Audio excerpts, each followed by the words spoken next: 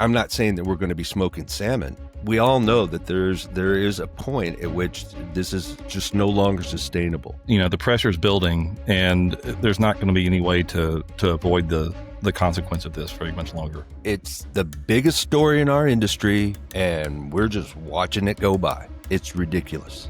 We have to say something about this.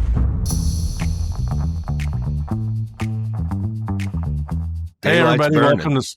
Huh? Yeah. Okay, here we go. I'll roll us in. Roll it. Hey, everybody, welcome to Smokeless. I'm Nick. We're here with Wayne and Justin. We just did Troubadour Barbecue Fest. Got to see a bunch of good friends. Had a really good time over there. And had a really good Thanksgiving. How about you guys? Did y'all have a good Thanksgiving? Yeah, it was good. Wonderful. It's always too short, though. It is. And mine always crashes with my birthday. So it all was just kind of a blur for me. Thanksgiving Thursday, birthday Saturday. Had a good time with the family, though. So for everyone, happy birthday, Nick. Hey, thanks, buddy. I appreciate it, everybody. So listen, I was looking back on a bunch of these remote sessions that we've done and notes from other things that we've done. And one of the things that has been a recurring theme, not only then, which, has never been seen by anybody, but has come up with a lot of the interviews we've done, is this crazy thing, beef prices. But it keeps coming up, and it also keeps getting worse. In different kind of ways. But everyone's feeling it, from the restaurants to the consumers in the grocery store. It's something that has just been creeping up and up and up. We were told this summer that it was going to slow down. We were going to see a regression in the continued hikes, but it hasn't really happened. It kept going up. Yeah, it kept going up for a while. And until we stumble across, oh my, what are the big four up to? The big four being the big four packers in America. You have JBS, which is the national brand. You've got Tyson. Why am I drawing a blank on the other two?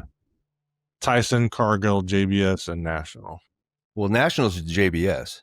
Of course, which a bunch of them also clearly process pork and chicken and other things. Yeah, most of them do, right? But that's a small amount of people controlling a lot of product. 80%, right? Yeah, 80% of our domestic production comes out of from those four companies. I mean, that's ridiculous. But this is something that we see. We see this common in so many industries where there are 2 to 5 dominant players. And there's this barrier to entry for a lot of people. Right. Something like meat, the government's got its hands all over, regulation from top to bottom and local to international. And, just reading about what's going on in the industry, you see farmers are pretty upset. Ranchers are pretty upset. One, they can't sell beef just to their neighbor without the government being involved. What do you mean by that? USDA has to inspect all of these processed beef before you can sell it to anyone. Even in your own town or your own state or a farmer's market or whatever. Yeah, that's right. So you can't cross state lines at all without that certification.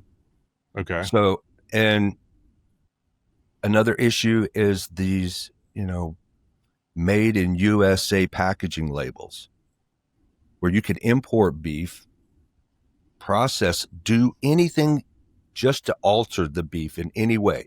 Let's break it down, take it out of its packaging, repackage it, put it in a different box, and suddenly it's now made in the United States. Even though it's not from the United States. You grind it in the United States, even though the beef came from Argentina and it's now U.S. Made in America. Yeah, it's a U.S. beef. Okay. Right. So that's not cool. No, that seems a bit deceptive, doesn't it? Big time. Yeah, the ranchers seem to think that, this is having an effect also on their ability to sell. that they're getting undercut by foreign beef. Doesn't take as much to raise it there. They don't necessarily put them in feedlots there like they do here. You're not paying licensing for a certain Angus, branding line. I mean, there's probably close to 100 different Angus programs now. It's not, it starts with certified Angus beef. And now that everybody who has an Angus ranch basically has their own brand. So I'm having trouble following that though, because, the beef prices being higher. What is that getting blamed on? What do you guys hear as shortages? Okay, shortages. Small herd size is the smallest they've been, they say, since 70, 72, 74, something like that. In the United States of America. Mm-hmm. A small herd. Yeah. I mean, we had some drought a few years ago, but that was mostly in the West, Southwest and West. It certainly wasn't in the grain belt. It certainly were where many of these black Angus cattle are found. What about the fire in the panhandle of Texas? For finishing lots, yes, because that's a big feedlot up there in Amarillo. And that killed tens of thousands of cattle, I believe. Yeah. But but the plant that Tyson is closing in Nebraska, they process 5,000 cows like a day or a week. And that was just announced that Tyson is closing one of their biggest beef processing plants in the U.S., which is going to lay off 3,000 people and reduce their capacity if they're, harvesting 5,000 cows a day. And then but they're also reducing their production in Amarillo by switching from a 2-shift day to a single shift day. So they're losing 1,400 additional people, and they're cutting down their production by 50%. What's that going to do to the problem that's being blamed on this? Well, it takes 3 years for your herd size to mature, right? From gestation to market, you're talking 30, 36 months. That's a long lag time, dude.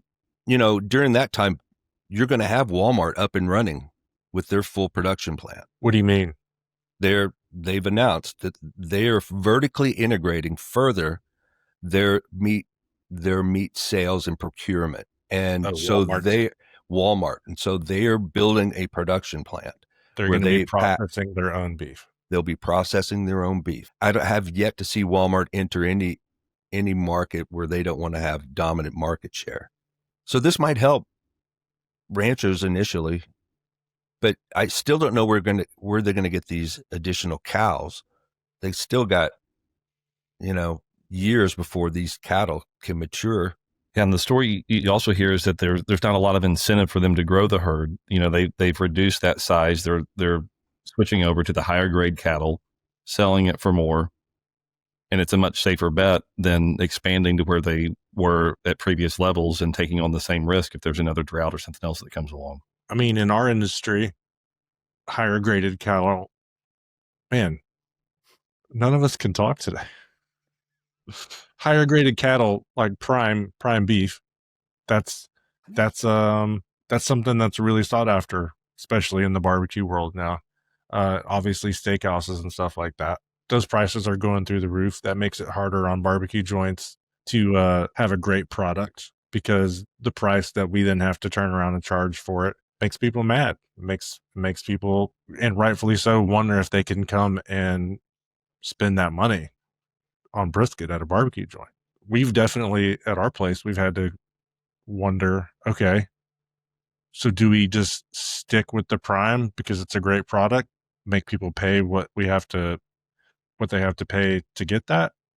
Or do you start messing with the quality just to keep the price in line? I mean, I feel it in the grocery store the same way. Several years ago, I wouldn't think twice about reaching for the ribeye. Yeah. Now I'm thinking about, is there something creative I can do with the chuck roast? Terrace major. It used to be like that. Yeah, exactly. They're like, well, let's look at the tri-tip. Well, I mean, when hamburgers suddenly costing $5 a pound, you know, you got to know things just aren't right. And when that is the greatest amount of beef that's actually consumed in America. That's the baseline. And when that baseline increases by 50, 60, 70% in a short period of time, everybody feels it. And it's not, you can't attribute all of that just to the general inflation that the economy has felt over the last couple of years. Absolutely, pricing, all pricing, grocery pricing has increased, but not to that degree. Because we're so beef centric, we see it more acutely than most people do, right? I mean, we feel it because it pinches on us really hard. My beef expenses are easily 50% of my total cost. My prime cost each, including labor. I mean, beef is just plays such an outsized role. It's like, Jesus Christ, man, it hurts when it goes up just a small percentage. Well, I think that when people are at home also, we talk about their inability to, maybe to buy brisket because it's getting so expensive. Well, they're having to make decisions too about, maybe it was steak once a week or a couple of times a month. Now it's steak once every 6 months, if we'll even go there. We're having to switch to chicken or to pork because we can't do burger as often as we would like. 10 years ago, we were paying $6.79 a pound for beef tenderloin, and that's what they're charging for prime brisket right now. That same tenderloin cost you $22 a pound or more if you're to try to buy it today. Yeah, ground beef got to $5.67. But is everyone asking the same questions that we are about why? Why is the price of beef so high? Why does it keep going up? There doesn't seem to be any information that you can kind of link it to that's just like, oh, okay, here's the answer to the question. Because it's significantly outpacing in inflation at this point. The Packers are saying, we're losing money, guys. JBS or whoever said they lost $400 million. And so that's why they're backing off. Or no, that was Tyson. The ranchers are saying, we're losing money. We can't sell our cows for what we need. We as business owners and, just customers at the grocery store, we're getting pinched too. So if everyone's getting pinched and everyone's saying that they're losing money, why? Right. I mean, basic economics suggests the prices come down. Right. So somebody's lying. Because you can't have all of those variables all going the same direction. That's right. With pricing going the opposite direction. No. There's no economic theory which accounts for that. So somebody is lying. We did stumble across some information where, the big four, Tyson leading sort of the way, being sued by Costco, going to arbitration about price fixing. The big four were price fixing with Costco. Who knows about everybody else? Why would it be different for everybody else? Costco is just the one that sued them. And that's what they got fined for. And that's what they got fined for. Yeah. Which was just basically a slap on the wrist. They're going to absorb it and keep doing it. It's not going to change the behavior, whatever they're doing. And therefore, there's not a solution. Not for us. Not going to make the price go down. Mm-hmm. Well, we haven't seen it really. I mean, I was talking to my supplier and he was a bit perplexed. This is I don't know, maybe a month ago. He's like, we're going to see. And this is right after, I guess, that article came out about the price fixing and what the fines would be. We started seeing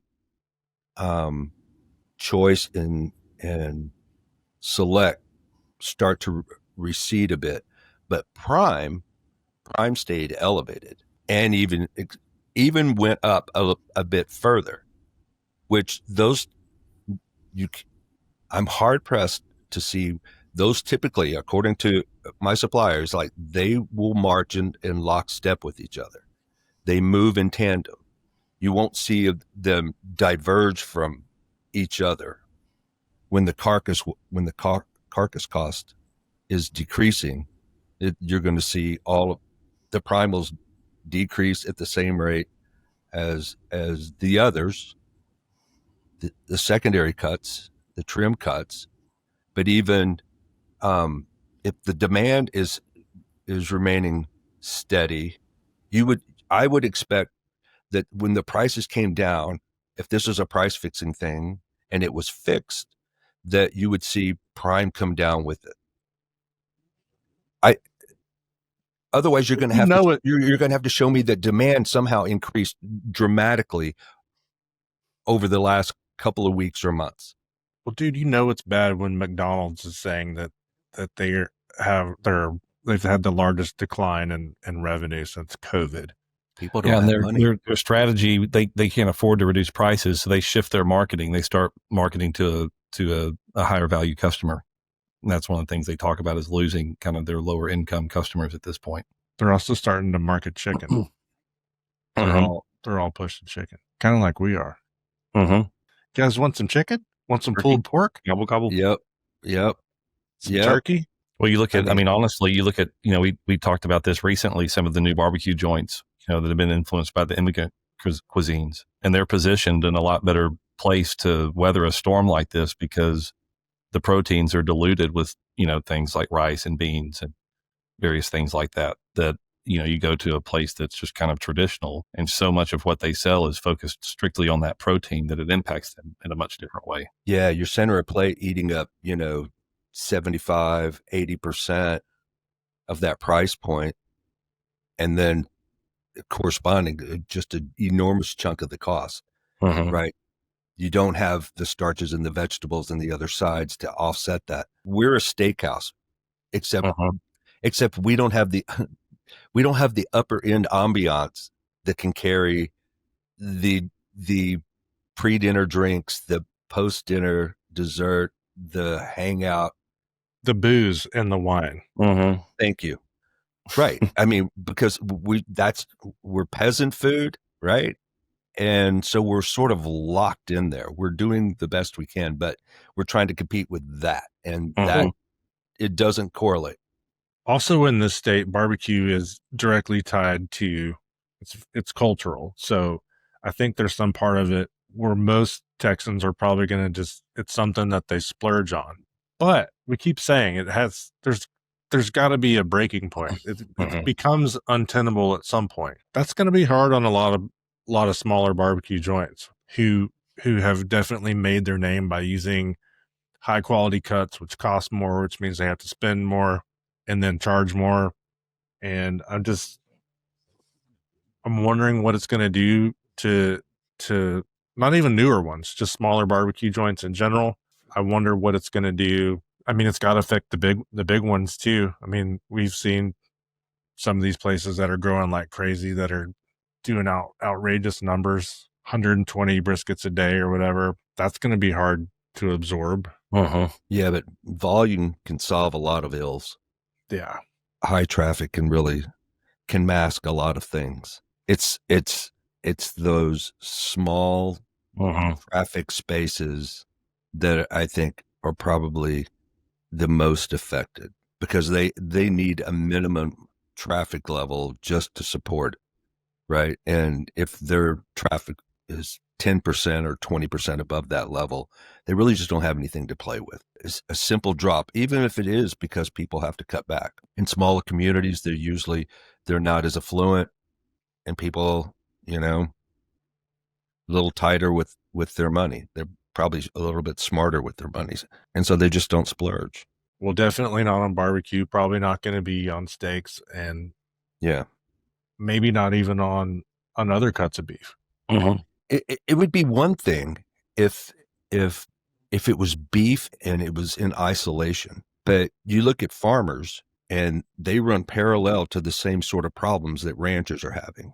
They've got big international agribusiness that's squeezing them out.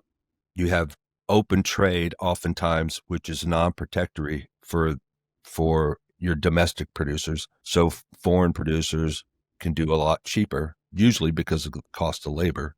So you have farmers being undercut at the same rate that you see ranchers being undercut by things. Okay, well, we have small herds. We can offset that by importing a lot of things. What about the costs for backyard barbecue cooks? And is that over the long term going to start eroding the next generation of pit masters because they can't afford the brisket that they're going to inevitably screw up in the backyard. I mean, I think there's a case for that. I mean, people aren't cooking prime rib all summer long. They're saving that for the holidays. And it could shift to something more like that, where brisket something ends up being served, for special times of the year. And it's not something that you're willing to just throw on the pit for whatever reason in the summer. Because there's a bunch of Traegers and pellet smokers out there now. I mean, sure. Most people are going to be cooking more pork again. Yeah. It's almost, God, I hate to even think this. It's almost like Texas barbecue was this blazing hot shooting star that just lit up the entire barbecue horizon. But something as simple as pricing burned it out. That it leaves you in a position to where only a select few can participate, can learn, can fuck it up, right? So the easier path, I'm going to get me a pork butt. So damn it, we're going to get me some ribs. The Carolina guys get to have the spotlight again because they're going to get they get the last laugh. They get to say, yeah, we told you so. On the menu now. We told you so. No, they're actually dodging a bullet because they don't have to keep working so hard to try to figure it out. They're like, oh, well, beef, can't do it. I guess we'll just go back to pork and chicken. And, they're dodging a bullet. But, are they dodging a bullet, or did we just, like so many evolutionary dead ends, we became too niche? I just mean dodging the bullet of, I know what you mean. Right. I across the board, the whole thing. But I think that, our shortcoming, our weak link is the fact that we were too niche. We relied so heavily on a premium product, and beef has always been premium to all other proteins. When you do that, you just run a risk, even though it's been traditionally inexpensive to resource. It's just not that way anymore. You can't find any part of the cow that's right. And I was going to say, Daniel Vaughn was talking about, well, barbecue joints are just going to need to evolve to other cuts of beef, but none of them are really cheap right now. Like just beef in general is expensive. Yeah. So maybe folks will start seeking out the cheaper cuts, but just me personally, I'm down with some beef cheek. I can do that, but there's just some parts of the cow I don't want to eat it. I don't want to eat that. I'm not going to give it a shot. I remember in kindergarten, we had to cook a cow's tongue. I don't know why they made us do that in kindergarten. Seemed like a really weird thing, but it's actually pretty good. But is tongue on barbecue joint menus? Is that the key to the next top 50 list, guys? Well, none of it is. Stanley's has the best tongue. No, none of it is, because the moment somebody figures out another cut, it will wind up on the internet. And the moment it does, everybody else is on that bandwagon. Yeah. So what was a low demand cut at, yesterday turns into a high demand cut tomorrow. I mean, you saw it happen with inside skirt. You've seen it happen with brisket. It would happen to any other cut the same way. You have 6 months to a year, maybe, if you discover some new method, new way to delectify some new cut. But after that, everybody else is going to be doing it as well, and the price is just going to be pushed right back up. You got to get more cows. We need more cows. Right. Is importing them okay? Is it fine to just... Do you want to know what's cows from Argentina or Brazil or wherever else? Is that fine? Or Mexico? You cool with that? Maybe if they had a better reporting system, maybe if we were all more aware of how the cows were raised, what conditions they were raised in, how the meat arrived to us. Is it still mooing? Is it already broken down? Is it in a freezer? Right. I mean, how does it get here? The farm to table movement really demonstrated that people are really concerned about what they're consuming. And international food, I think, just provides a veil that people just aren't sure about. And I just don't know that the reporting is anywhere, close to what many people would require in order to purchase it, to feel comfortable. It's like we were talking about. You want to eat cloned beef? You want to eat 3D printed beef? JBS just bought the largest 3D printing plant, protein printing plant in the world. So they're on pace, right? I mean, everybody's looking at alternate ways. We're going to just grow these protein cells and these fat cells, and then we're just going to print out a steak. I mean, it happens. It's happening. It is actually happening. You want to eat that? Shouldn't be told that that's what you're consuming? That's what you're purchasing? Would you still want it? Ew. Right. Let's keep things as natural as possible. So you can understand. I mean, it gives you I think a clear understanding why, Asia and Europe for the longest time were like, we don't want any of your hormone induced and antibiotic induced cattle, because I mean, there may be enough people that just don't care what it is or where it comes from, as long as it's cheap. Like, as long as they can get that McDonald's hamburger for 99 cents. I mean, think about it. Okay, but that people already don't care about what that shit's made out of. Okay, they just don't. And there's all the videos of the pink slime and the disgusting, peek into what that really is. No one gives a shit. They're still buying it. There's still, the line at the drive-thru still wrapped around the building. No, they've fallen off by 25%, according to what Justin was telling us earlier. This last quarter, huge drop, one of their largest drops in God knows how long, maybe ever. There's a limit, and I don't know, man. How well is Impossible Meat doing? Yeah, I don't know. I mean, the Impossible Whopper's still at Burger King. It's impossible to sell it. Have you ever had one? No.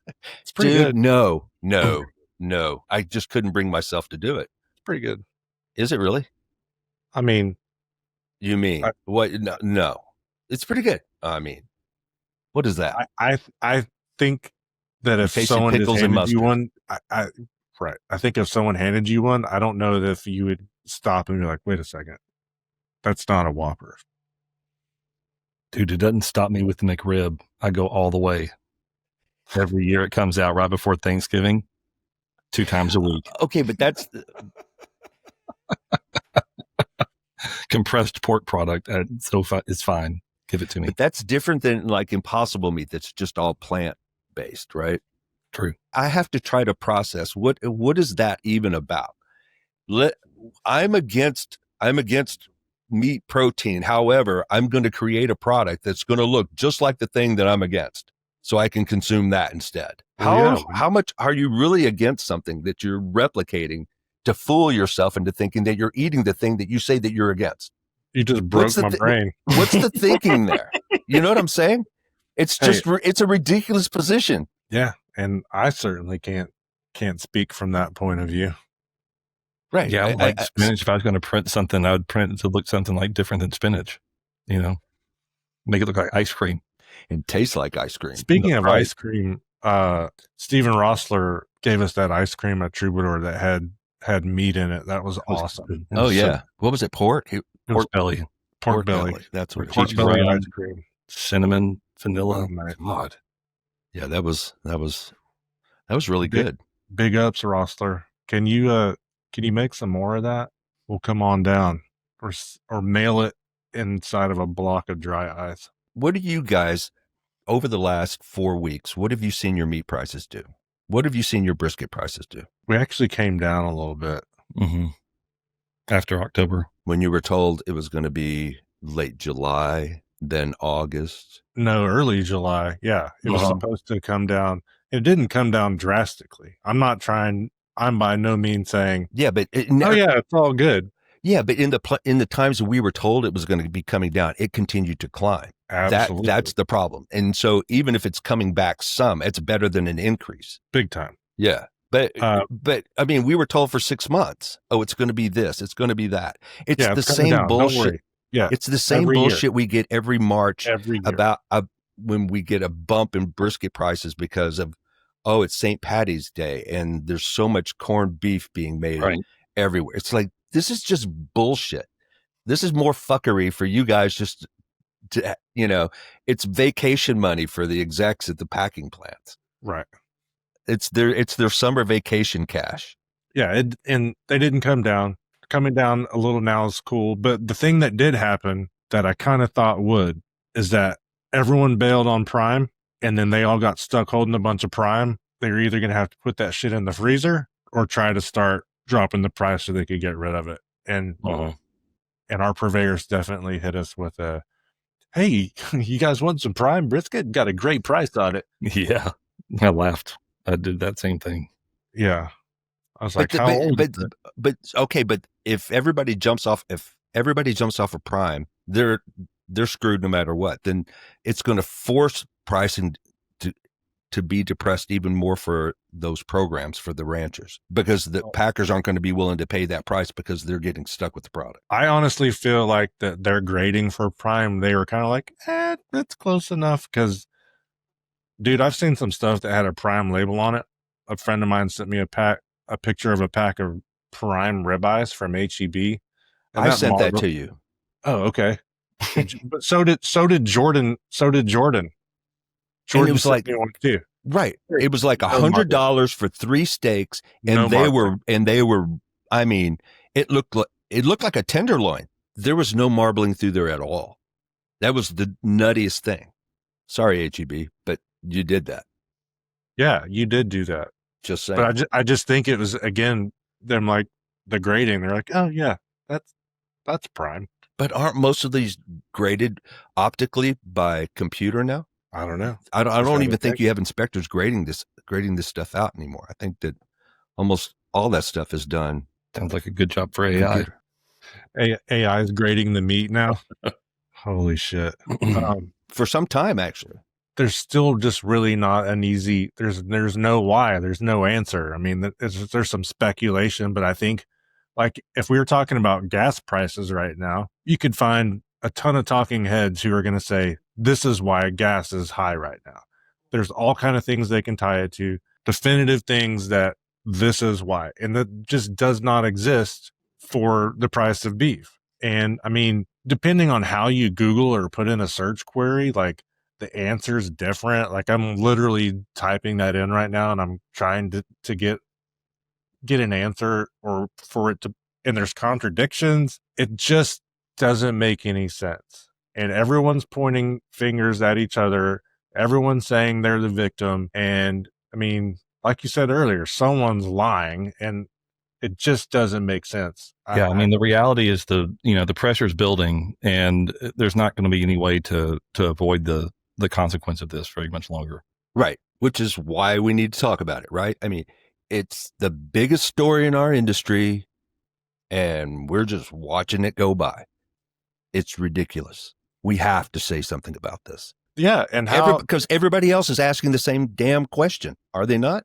There has to be an answer. There has to be an answer. Why?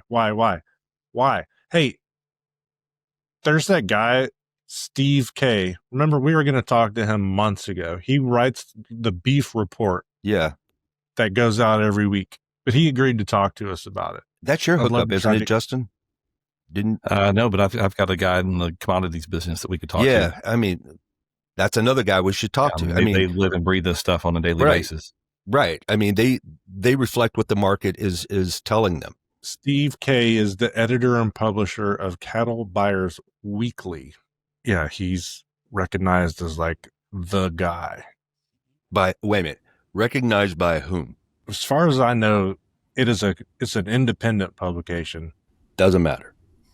Because affiliation and funding to avoid the that kind of, like, which, I don't know anything about this guy or what it is, but Cattle Buyers Weekly stakes its reputation on its independence and impartiality, fairness and accuracy in its reporting of the meat and livestock industry. Privately owned, not affiliated to any industry organization or commercial entity, so they can maintain their editorial objectivity. Maybe. No shares in any meat or food company, does not trade on the commodities market, does not feed or own any livestock. They accept no advertising, thus maintaining an independence which allows it to report on the industry without fear or favor. So all of their revenues come from subscriptions. Yeah, must be. This is that guy. I mean, it I- seems as good as anyone to chat with. I put it in the chat. And, I think also it's one thing to present what we think the challenge or the problem is. But you have to close that loop. You have to present some sort of solution, right? Mm-hmm. And I don't think we've done that. I think we're thinking out loud, and as we're trying to just navigate it ourselves, we don't know what that is. And which is what prompted me to say, maybe we are just too niche. And maybe there isn't a solution in the lane that we're accustomed to operating, that we may have to jump into another lane in order to operate. I'm not saying that we're going to be smoking salmon, but we all know that there is a point at which this is just no longer sustainable, especially in small towns. Mm-hmm. Small towns will be the first to go, Mm-hmm. because they just don't have the resources by which to support it. What is the solution? I mean, I'm hung on it myself. I think about this in broad terms and in very narrow terms, and I don't know. I don't know what the solution is. And people, I guess, are, remember the drought of 11 through 14, where we saw prices double. I mean, it was the first big, just radical price change that, any of us went through. And we were all still fairly new in what was going on at the time. So it was difficult. It's just like people coming in now having to deal with the same sort of thing, except what seemingly was different is there was an identifiable culprit, drought, Right. that caused, and everybody could see it. You had to cull the herd. You can bring in alfalfa or hay or grain from wherever, but importing water is just almost an impossible task, right? And so it was easy to say, here's cause and effect. It's not so easy right now. And even I think, price fixing, I don't think covers the entire story. I really don't. I think there's way more here, because I think I sent you guys some information about, this constant push, especially in Europe, about reducing the number of cows, reducing the amount of bovine sort of protein that people consume.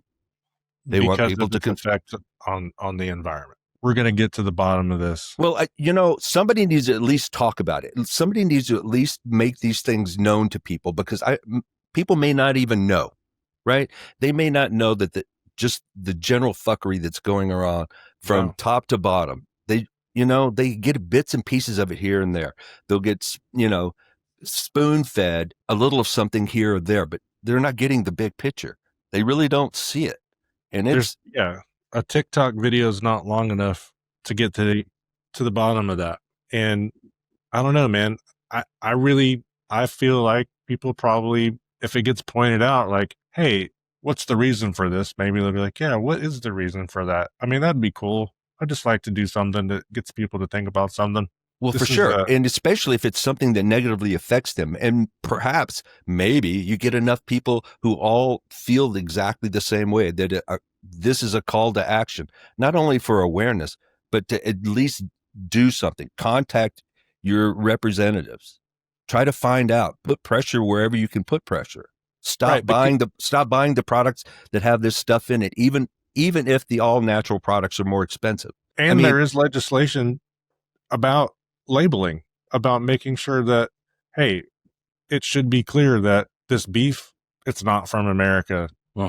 It needs to tell you the country of origin, right? There's proposed legislation for that might be a year old. It's hung up. Or allowing local processors to process their meat products, beef, poultry, chicken, that they can sell at farmers markets locally or in their county, state, city, or whatever.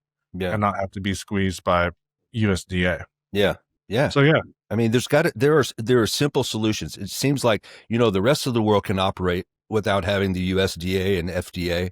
Right. why is it so imperative that the ever restricting, guideline book, why is it so imperative that it grow and become more restrictive especially when it's something that makes sense? Like, what better thing to do than to buy beef from the dude who lives down the street and raises cows? Yeah. And wants to sell it. I'd love to buy beef like that. There's always the naysayers about, well, you don't know what people are doing. You don't know what they're feeding. You don't know how they're treating. You don't know. You don't know that already. Anyway. Exactly. More so. I'm just saying that, people feel like eternal regulation taken to its extreme means that there's nothing available for anybody and there's nobody there to produce it except one company. I mean, over-regulation leads to monopoly, leads to industrial monopoly, and it's government created. That's not capitalism. It's no way reflective of that. But we are very much down that course. Like I was saying earlier, most industries have less than half a dozen top players that consume or control 60, 70% and above market share, and it's concentrated. Look in any industry. It's the same way. So who do we talk to get all sides of this story? I mean, I'm sure we could find some ranchers to get that perspective. There's Steve K that we can look into, represents the beef industry in some way. Probably not going to get to talk to anybody of the meat packer guys. That's the thing that I think we need to think about. And maybe get some feedback from everybody. From who do we talk to start finding out why is this happening? What's actually going on? Will we ever know? Are there legitimate answers that we can get? And then the other part of that, like you said, just making people aware of, hey, yeah, there is legislation about this certain topic that you can write a letter and tell someone to support. There are those kinds of things too. We can bring awareness. Say something smart, Justin.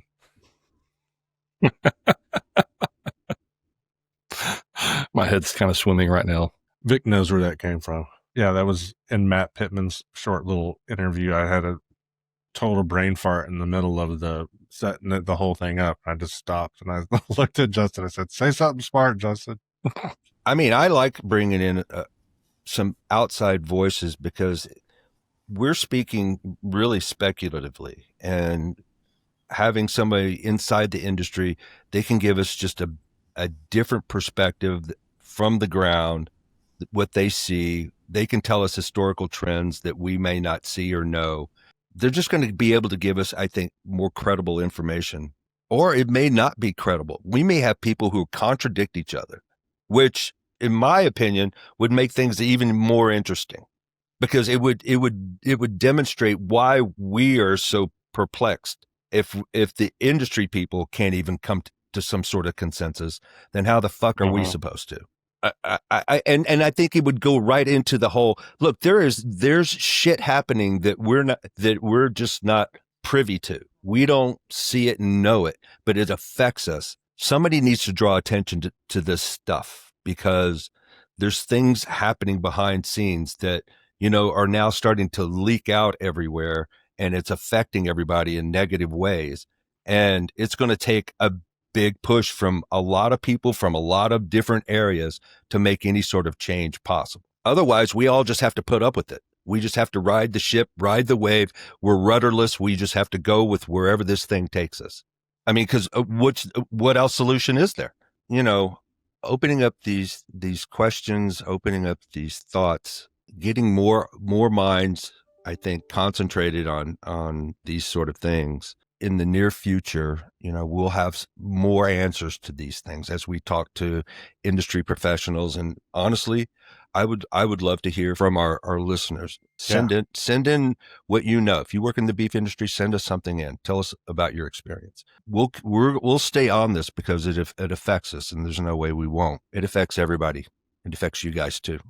Yeah. Tell us your experience. How is it affecting you guys? Let us know. We have an email address. We can't take callers live on the air yet, but hit us up. It's hello@smokelesspodcast.com. Drop us a line. Let us know. What are your thoughts, feelings? Do you care? Do you have some answers? Do you know someone we could talk to? Do you have an inside scoop? Someone can spill the beans anonymously over or after 2 or 3 or 7 Buffalo Trace bourbons. Drop us a line. Let us know. We want to get back to this. We want to dig in a little bit deeper. We want to get some more perspective. We want to know. Drop us a line so we can get the answer to the question of why beef prices continue to rise and be an issue and why there isn't a clear reason behind it. Hit us up. Thanks for listening to Smokeless. See you next time. Peace.